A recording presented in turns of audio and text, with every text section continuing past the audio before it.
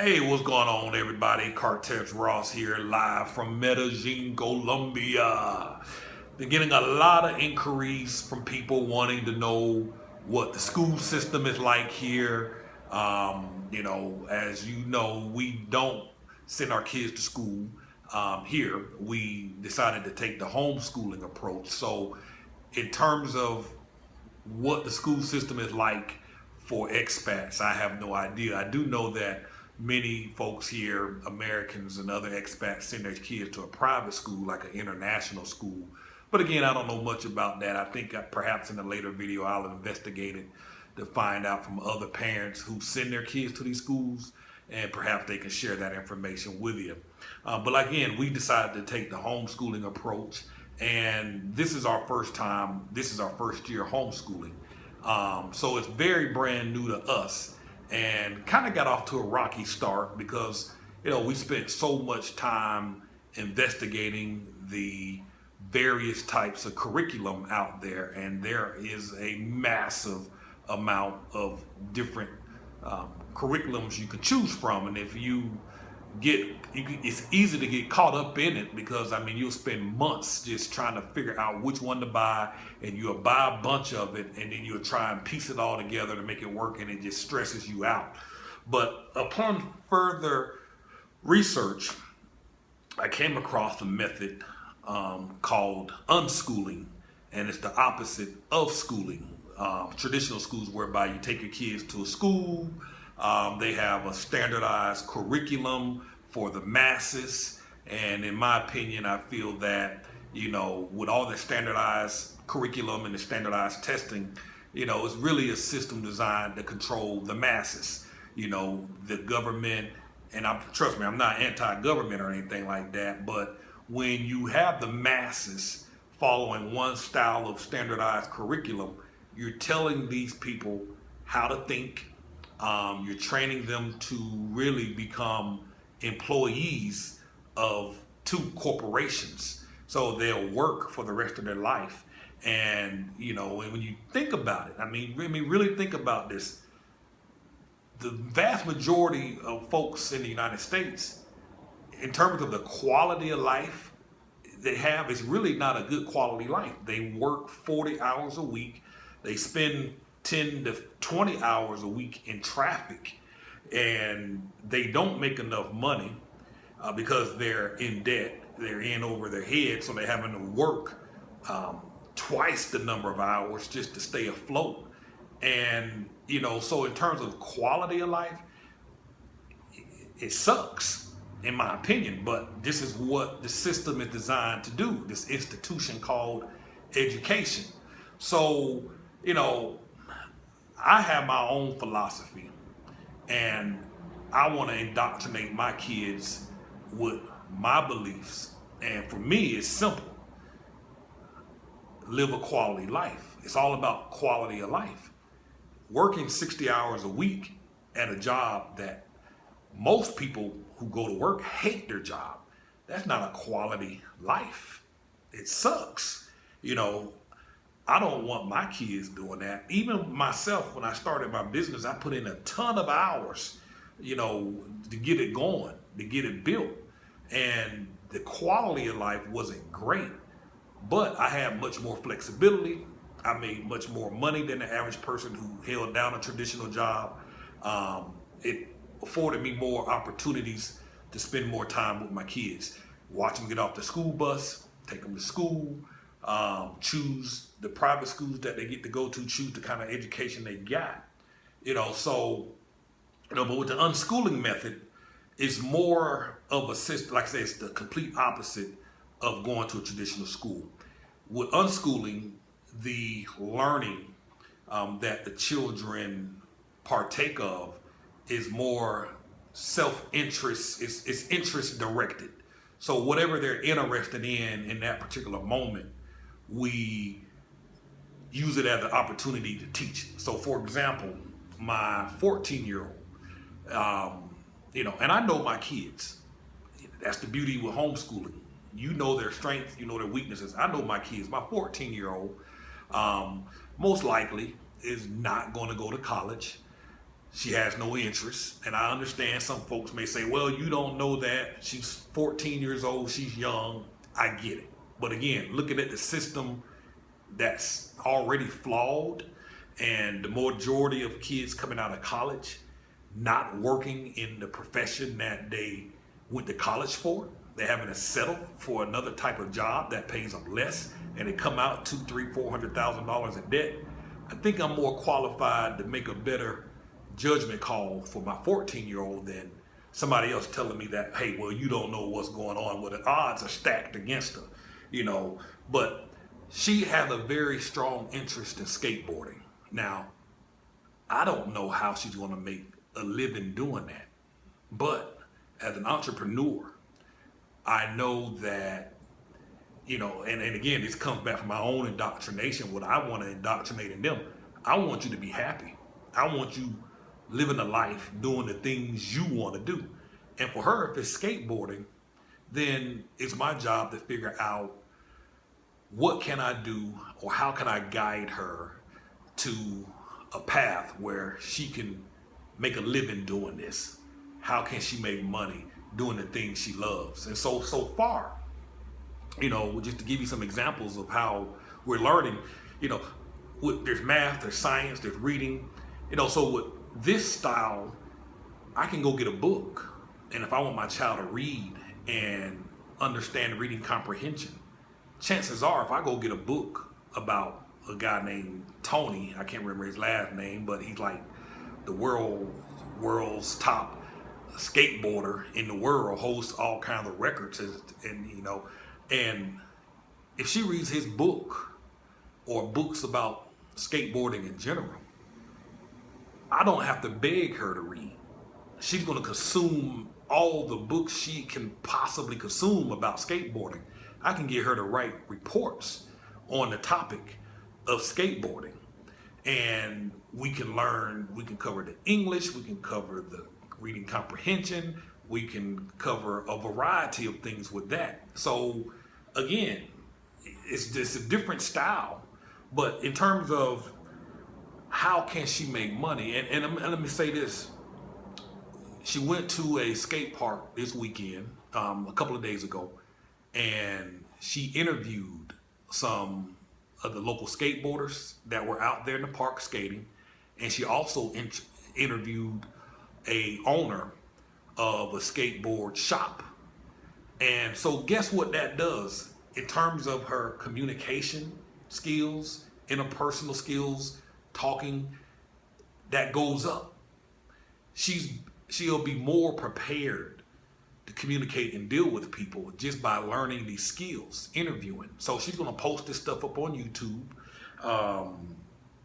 You know, she's also has made some designs of t-shirts for skateboarders. So guess what we're going to do? She's going to build her own website, which she's already started. She's going to put her designs on the website. She's going to communicate with the graphic designers as she creates more designs, expressing what she wants on the shirts.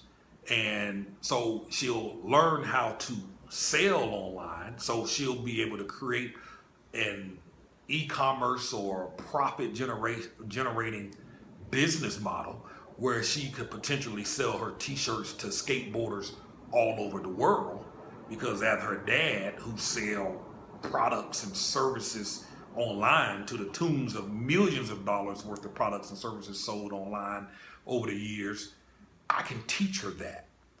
So conceivably, by the time she graduates in 3 more years, she'll already have a business. She'll already will be making money. She's already, right now, we activated her YouTube channel. She crossed over her, she got 101 subscribers to her YouTube channel. So she's excited about that. We activated the Google AdSense platform in that, so that way when people watch her videos, she gets paid. At some point, she'll receive a check from Google. Now, by the time we're done with all of this, she'll know how to do videos. She'll know how, she's already making her own videos. So guess what? Since she had an interest in making videos for her skateboarding tutorials, We are pushing her in a direction to learn how to edit videos professionally. So she'll learn a skill using professional software, Adobe Premiere, to professionally edit videos, all kinds of stuff. Now, what 18-year-old comes out of high school prepared? She'll already be making money. If she decides by the time we get through with the curriculum, self-guided curriculum based on her interests, if she decides she wants to go to college, she can. If that's what she wants to do, we're still going to prepare her. So for my younger children, my 8-year-old and my 9-year-old, it's the same thing. I mean, think about this. We live in Colombia. We're close to the equator. So guess what? There's a natural interest. Daddy, what is the equator? Well, guess what? They can read on it. They can learn about it. Guess what? We can go to the equator. What an experience. How many kids in school have actually went down to the equator? They're learning Spanish here. They're in the culture. So after about a couple of years in being here, they'll be able to speak Spanish pretty fluently. And 2 years of Spanish in high school from a textbook, I promise you, I took 2 years of Spanish in high school. I was in no way, shape, ready to be speaking Spanish here at all. So learning about the predicates and the verbs as it relates to Spanish in school was pointless, wasteful. But when they walk out of here, they may not know the proper language or the verbs and the predicate stuff, but they'll know conversational Spanish. They'll be able to carry on an entire conversation. They'll be able to speak. And that's what it's all about. They'll know how to spell the words. They know how to write it out when it's all said and done. Far better than what you'll learn from a textbook. I picked up some binoculars the other day. And so we've been looking into the mountains. We've been looking at people walk by. I've been looking at the construction workers working on top of the skyscrapers. And we've been looking at the sky, looking at the moon, looking at the airplane fly in the binoculars. So questions naturally get asked. Well, can we see the moon? Well, guess what? There's a huge planetarium out here with a major telescope. We can go down there and sit down and join their astronomy club, where every week or every month we can go down there and look at all the planets in the solar system through this huge telescope at the local planetarium. How many kids have actually seen the 9 planets in person with their own eyes and not from a book? And we can talk about it. The other day we was watching the show Animal Kingdom. We generally watch one of those shows every week. They talk about each episode. They cover about 4 or 5 different animals. And so we watch it for an hour, and I asked them to, what was your favorite animal? So for example, one of the kids was the hyenas. So, I have them write down the 10 facts. Go research 10 facts about hyenas, and then write me up a report on hyenas. I learned a lot about hyenas. So the learning is more geared towards their interests. So in terms of the socialization skills and interacting with other kids, we have to take an extra, we have to be extra conscious of that, because I do want socialization. So, we put them in karate class so they can communicate and socialize with other kids. We go to a local church where the other kids their age participate in the different events and functions with the church. There's a local homeschooling group. I haven't gotten very active with that yet, but that is something I will connect with and become more active. I already been reached out to by other local Spanish-speaking parents to hook up with our kids so that their children can communicate with an English-speaking child, and my English-speaking child can engage with a Spanish-speaking child and help improve and learn their language. But more importantly, they hang out together, they play together, they socialize together, they have fun. So each of my children this year, I'm gonna get them each some type of iPod. Each of them, particularly the 2 youngest ones, because we're going to set up their own blog, the 8-year-old and the 9-year-old. I want them to be able to, when we go out, take their own pictures. They'll be able to come back, post it on their blog, talk about their experiences, the reports that they're writing now, they'll be able to type it up. They're taking typing classes online to learn how to speed type. So they'll be blogging. And guess what? We'll figure out a way to monetize that website, with Google AdSense being one of those ways as well. I get paid a few $1,000s a month from Google, from ads on my site, from the traffic that come. And by the time the 8-year-old and 9-year-old become 18, we're talking 9 years from now, they'll be making money. I don't know where their interests are going to go in the future, because it's constantly changing. I believe learning is a natural experience. We're learning every day. And if I can teach them if I can help them cultivate that learning, life is a lifelong journey of learning. Learning never ends. So I want them to be happy. I want them doing the things that they want to do and the things that make them happy. So one of the things we do, we watch documentaries.